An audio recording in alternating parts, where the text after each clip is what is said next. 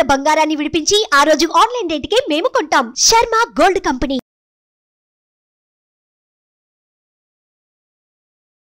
నమస్తే రమగారు. నమస్తే జయ. రమగారు, మనకి ఆషాఢ మాసంలో వారాహి నవరాత్రులు వస్తాయి కదండి. ప్రతి సంవత్సరం లాస్ట్ ఇయర్ కూడా మాట్లాడుకున్నట్లున్నాము. ఇంకొకసారి మాట్లాడుకుందామండి. అసలు వారాహి నవరాత్రులు అంటే ఏంటి? ఏమైనా ప్రత్యేకంగా విధి విధానాలు ఏమైనా పాటించాలా? మామూలుగా మనకి 4 నవరాత్రులు చెప్తారు జయ. మనం రెగ్యులర్గా తరచుగా చేసుకునేవి అంటే మానకుండా భారతదేశం అంతా అన్ని ప్రాంతాల్లోనూ ఆచరించేవి 2 ముఖ్యమైన నవరాత్రులు. అవేమిటి? దేవి వసంత నవరాత్రులు, శరణ నవరాత్రులు. అదే శ్రీరామ నవరాత్రులు 9 అయితే దేవీ నవరాత్రులు ఇంకో 9. ఒకటేమో చైత్ర మాసంలో వస్తాయి. ఉగాది పండగ నుంచి శ్రీరామనవమి దాకా రాముల వారి పెళ్లి వేడుక, ఈ నవరాత్రులు జరుపుకుంటాం. అక్కడి నుంచి 2వ నవరాత్రులు ఏం చేస్తాము? దేవీ నవరాత్రులు శరత్కాలంలో, ఈ మన ఆశ్వేజ మాసంలో అమ్మవారి పేరుతోటి 9. గణేష్ నవరాత్రులు కొన్ని ప్రాంతాల్లో చేస్తారు, మనం కూడా చేసుకుంటాం. లేకపోయినా మనం గణపతికి ఒక్క పూజ చేయటం. గణేష్ నవరాత్రులు ఈ నవరాత్రుల్లో చెప్పరు, మన అవకాశాన్ని బట్టి చేస్తాం అది.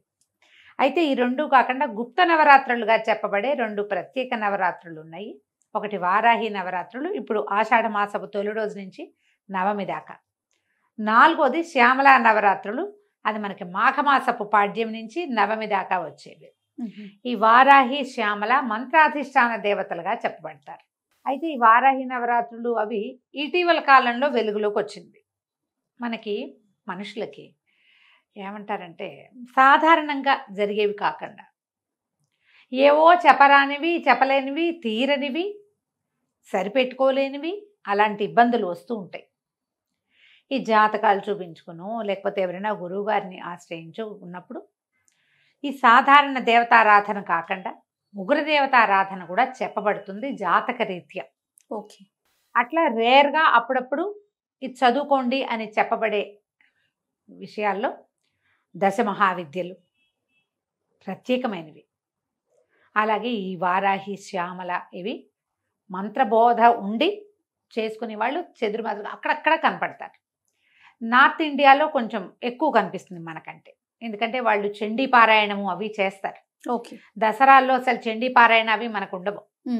మనం రోజువారీ అమ్మవారికి ఎంతసేపు అలంకారం చేసుకున్నామా, నైవేద్యం పెట్టామో, ఇవాళ రంగు ఏమిటి, వాళ్ళ ప్రసాదం ఏమిటి, వాళ్ళు ఏం పువ్వు సమర్పించాలి, ఇందులోనే ఉండి లలితా సహస్రాలు అవి చదువుకుంటాం తప్ప, లేకపోతే రోజువారీ దేవతకున్న అష్టోత్తరం చదువుకుని సాధారణ పూజ అందరం చేసుకుంటాం. దేవాలయాల్లో విశేషంగా జరిగినా కూడా చండీ పారాయణలు అవి మన ప్రాంతంలో చేయరు, నార్త్లో చేస్తారు. ఓకే.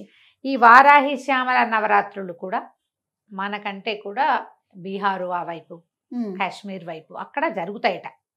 మనకి తక్కువ, క్రమంగా అది వచ్చింది. ఇప్పుడు ఏంటంటే చిన్న చిన్న వాటికే తీవ్రమైన సమస్యలుగా పరిణమించేయటం, ఏం చేయాలో తెలీదు. రోజువారీ ఎన్ని పూజలు చేసినా సాటిస్ఫాక్షన్ లభించకపోవటం, లేదా సమస్య తీరకపోవటం. అలాంటప్పుడు ఇట్లా ఒక దేవతని ఆరాధించి బోధతోటే, ఇదేం సొంతంగా ఎవరు మొదలు పెట్టుకోరు, ఎవరైనా చెప్తారు గురువు. ఇప్పుడు మనం చెప్పాము, కొంతమంది స్టార్ట్ చేసుకుంటారు. ఇలా కాకుండా, ఇలా ర్యాండమ్గా కాకుండా ప్రత్యేకంగా మీకు ఈ లక్షణం ఉంది, ఈ సమస్య ఉంది, ఇలాంటిది చేస్తే మీ సమస్య తీరుతుంది అని చెప్పే జ్యోతిష్వేత్తలు చాలామంది పెద్దవారు ఉన్నారు. ఇటీవల కాలంలో అది పెరిగింది. అందుచేత విరివిగానే మనం శ్యామలా నవరాత్రుల్ని, వారాహి నవరాత్రుల్ని చూస్తున్నాం. ఓకే. యాక్చువల్గా ఆషాఢ మాసం మనకి అమ్మవారి ఆరాధన మన ప్రాంతాల్లో ఉన్నది. ఏం చేస్తాం, తెలంగాణ ప్రాంతంలో అమ్మవారికి బోనాలు సమర్పిస్తారు. ఇది అమ్మవారు పుట్టింటికి వచ్చే కాలంగా భావిస్తారు. ఈ లెక్కతోటి ఇక్కడ జరుపుతాం. దాని సంగతి మళ్ళీ చెప్తాం. ఇప్పుడు మనం వారాహి దగ్గరకు వద్దాం. ఈ వారాహి దేవత సప్తమాతృకలలో ఒకరు. నిరుడు కూడా ఇంచుమించు ఇదే మ్యాటరే చెప్పాం. అవునండి. అయితే ఈ సప్తమాతృకల మాతృక అంటే తల్లి. ఈవిడ ప్రత్యేకంగా మన ఆహారము, మన ఆవాసాన్ని చూస్తుంది వారాహి. మనకి వారాహి అనగానే ఆదివరాహమూర్తి తడుతున్నాడు కదా, ఆ శ్రీమన్నారాయణుడి దశావతారాల్లో ఒకటైనటువంటి ఆదివరాహమూర్తి, ఆయన యొక్క స్త్రీ రూపంగా చెప్తారు. ఒకటి. రెండోది, మనకి లలితా సహస్రనామంలో అమ్మవారికి మంత్రులుగా, అంటే ఆమె పరివార శక్తుల్లో ప్రధాన శక్తిగా వారాహిని చెప్తారు. మనం కాంచీపురం కనుక తరచుగా వెళ్ళేవాళ్ళు ఒకసారి వెళ్ళినా గమనించండి, కంచిలో కామాక్షి అమ్మవారికి కుడివైపుగా మనం ఇట్లా నిలబడితే ఇటువైపు కనపడతారు, వారాహి అమ్మ కనిపిస్తారు. వారాహి విగ్రహం ఉంది అక్కడ. అక్కడ ప్రత్యేకంగా ఏం పూజ చేస్తారు అనేది వాళ్ళు ఏదో తమిళ్లో చెప్పినా నాకు పెద్దగా అర్థం కాలేదనుకో. కానీ వారాహి అమ్మ దగ్గర తీర్థం పుచ్చుకుంటాం మనం. లోపలికి వెళ్తే మనం బయట నుంచి దర్శనం చేసుకొస్తే బయటికే వెళ్తాం. ఏ అభిషేకానికో డబ్బులు కట్టిన వాళ్ళు అవకాశం ఉండి లోపల అంతరాలయ దర్శనానికి కనుక వెళ్తే వారాహి అమ్మవారితోటి కామాక్షితో పాటుగా యువతల ఆమె లోపల ఉంటారు కదా, పెద్ద తల్లి లోపల ఉంటారు. అంతరాలయం లోపలే కామాక్షి కూడా కనిపిస్తారు, వారాహి కూడా కనిపిస్తారు. అదే వారాహిదేవి కూడా కనిపిస్తారు, ప్రత్యేకంగానే కనిపిస్తారు. ఇప్పుడు ఈ వారాహి మనకి అన్నము ఆవాసము ఇస్తుంది. ఈ ఆదివరాహమూర్తి మనకేమిచ్చాడు? ప్రపంచానికి భూమిని ఉద్ధరించాడు. మనం ఏదైనా ఇల్లు వాకిలి కొనుక్కోవాలంటే ఏం చేయాలంటే ఆదివరాహ స్వామిని కొలుస్తాం. వారాహిని కొలిసినా మనకు అది లభిస్తుంది. ఆహారము ఆవాసము, మనం ఇల్లు కావాలన్నా తిండి అంటే మనకి తరతరాలుకి సరిపడే అంత మనకి ఇది కావాలన్నా కూడా పంటలు, పాడి పంటలు వ్యవహారాల్లో ఆహారం అంటే పంటలే కదా. అవునవును. వీటికి సంబంధించి వారాహిని ఆరాధిస్తే మంచి అవకాశం లభిస్తుంది. ఆడపిల్లల అత్తారిళ్లలో కుదురుకోలేకుండా ఉంటారు, వాళ్ళకి కూడా వారాహి పనిచేస్తుంది. ఈ అమ్మవారిని ప్రత్యేక ఆరాధన విషయాలు ఎలా ఉన్నా సరే ఇప్పుడు మనం అవన్నీ చేయలేం. సింపుల్ ఆరాధన చెప్తాను, నేను కూడా చేసేదే. ఈ ఆషాఢ శుద్ధ పాడ్యమి రోజున మీకు కుదిరితే ఏదైనా ఒక చిన్న ఫోటో పెట్టుకోండి. ఫోటో పెట్టుకోకపోయినా పర్వాలేదు, దొరికితే పెట్టుకోవచ్చు. దొరికితే చిన్న ఫోటో పెట్టుకోండి, పసుపు బొట్టు గంధము బొట్టు పెట్టండి, దీపారాధన చేయండి. వారాహికి సంబంధించిన బోలెడన్ని స్తోత్రాలు దొరుకుతున్నాయి.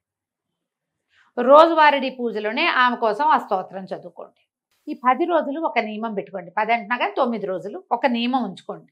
9 రోజులు మీరు వెజిటేరియన్స్ అయితే ఒక పొద్దో, లేకపోతే ఉల్లిపాయ వెల్లుల్లిపాయ తినకపోవటము, ఓకే, తెల్లవారే దీపం పెట్టడము, ఇవన్నీ అని చెప్పట్లేదమ్మా, అన్నీ చేయగలిగితే మహత్తరంగా ఉంటుంది. ఏదో ఒక నియమం పెట్టుకోండి. ఈ 9 రోజులు ప్రత్యేక పూజా విధానం ఉంది కదా, 9 రోజులు నియమం పెట్టుకోండి. ప్రతిరోజు అన్న నివేదన, ఇది ఒక నియమం. ప్రతిరోజు పానకము, పెసరపప్పు, వడపప్పు నానబెట్టి పెట్టటము, రోజు ఒక కొబ్బరికాయ కొట్టడము, రోజు ఒక ముత్తైదువుకి బొట్టు పెట్టి తాంబూలం ఇవ్వటం. అమ్మవారి పేరుకి ఒక తాంబూలాన్ని సమర్పించి ఆ తాంబూలాన్ని సాయంకాలం లోపల ఎవరైనా ఒక ముత్తైదువుకి బొట్టు పెట్టి ఇవ్వటం. రోజు ఒకరికే ఇచ్చినా పర్వాలేదమ్మా, ఏం తప్పులేదు. ఓకే, ఇలాగా. ఇక అక్కడి నుంచి ఇవి ద్వాదశ నామావళి ఉంది. వారాహి ద్వాదశ నామావళి చాలా సింపుల్గా మనకి స్తోత్ర నిధి వాటిలలో దొరికేస్తుంది.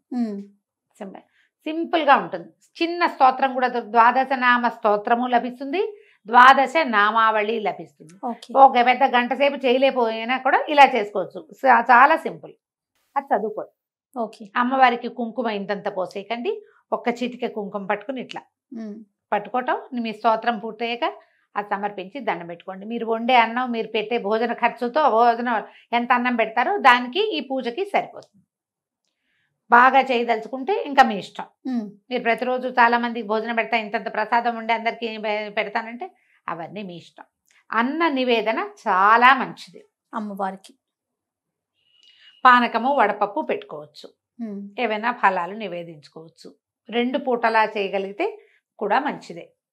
అదే స్తోత్రం 9 రోజులు చేసుకోండి. ఇట్లా ఏది ఏమైనా మన శక్తి మేర, ఇంకంతే మన శక్తి మేర చేసుకోవటము. కాకపోతే ఏంటంటే ఎప్పుడైనా సరే మనము 9 రోజులు దీక్షగా ఏదైనా ఒక విషయం పూజించదలుచుకున్నామంటే నియమం పెట్టుకోవటం చాలా మంచిది. అవసరం అంటల్లా నేను, మంచిది. నియమాలు పెట్టుకుని చేయగలిగే వాళ్ళు వాళ్ళ దారిని వాళ్ళు చేసుకుంటారు. ఇదేదో బాగుంటుందిట చేద్దాము అని అనిపిస్తే చేసుకోండి. 9 రోజులు దీపం పెట్టడము, రోజు మామూలుగా రోజువారీ దీపం పెట్టే అలవాట్లేదు, ఈ 9 డేస్ పెట్టండి. పొద్దున్నే చేసేసేయండి, సాయంకాలం కూడా దీపం పెట్టండి. సాయంత్రం దీపం అలవాటు లేని వాళ్ళు 2 పూట్లా పెట్టే దీపం పెడతానన్న నియమం కూడా పెట్టుకోవచ్చు. అది మీరు చెయ్యగలిగే నియమాన్ని పెట్టుకుని ఖచ్చితంగా దాన్ని పాటించండి. మీకు వారాహితో పాటు ఆమెను మీ కొలవాలన్న మీ దృక్పథం ఉంది కదా, అది మీకు ఎనర్జీ కింద ఫామ్ అవుతుంది. ఎప్పుడు ఇంతే పద్ధతి. దేనికైనా మన దసరా నవరాత్రుల్లో కూడా అంతే పెద్ద పెద్దగా చేయగలుగుతాం, చేయలేము. దేవాలయ సందర్శనం కూడా చేయొచ్చు. మనకి సమీపంలో వారాహి దేవాలయాలు తక్కువే కనపడతాయి. అవునండి కదా. నేను వారాహి దేవాలయాన్ని ఎక్కడ చూశానంటే రామకృష్ణాపురంలో, ఆర్కేపురం అంటే ఇక్కడ దిల్సుఖ్ నగర్ అవి దాటాక, కావాలంటే మ్యాప్లో చూడండి. 2 పీఠాలు ఉన్నాయి పక్క పక్కనే. వారాహి ప్రత్యంగిర పక్క పక్కనే ఉన్న దేవస్థానం ఒకటి. అమ్మవార్లు ఇద్దరు ఇట్లా చక్కగా ఎంత బాగున్నాయో జయ విగ్రహాలు, పరమాద్భుతంగా ఉన్నాయి. పురాతన ఆలయమేనా? కాదు, ఇటీవల కాలంలోనే నిర్మించబడింది. అది ఎప్పటి నుంచో అక్కడ ఉంది ఒక సంస్థ, చాలా కాలంగా, ఒక 30 ఏళ్ళుగానో 40 ఏళ్ళుగానో ఉంది. పక్కనున్న ఆలయంలో అమ్మవారు ప్రత్యంగిరగా కనపడతారు. ప్రత్యంగిర అంటే నరసింహముఖం, స్త్రీ స్వరూపం, ప్రత్యేకంగా ఉంటుంది. మీకు అవకాశం ఉంటే చూడండి, ఈ 10 రోజుల్లో చూస్తారో తర్వాత ఎప్పుడైనా అవకాశం ఉంటే చూస్తారో మీ ఇష్టం. రెండు పక్క పక్కనే ఉన్నాయి. రామకృష్ణాపురం వరకు ఖచ్చితంగా చెప్పగలను. ప్రత్యంగిర ఆలయం కమాన్ లాగా ఒకటి కనపడుతుంది, అందులోపలికి వెళ్తే మనం ఈజీగానే పట్టుకోవచ్చు. మ్యాప్లో దొరుకుతుంది, అంతే, ట్రై చేయండి. 2 సంస్థలు పక్క పక్కనే ఉన్నాయి. 2 చోట్ల విశేషమైన అర్చన ఉంది, అద్భుతమైన దర్శనాలు ఉన్నాయి. చాలా బాగుంది. చిన్న చిన్నవి ఇవి, చూడ్డానికి చాలా బాగుంది.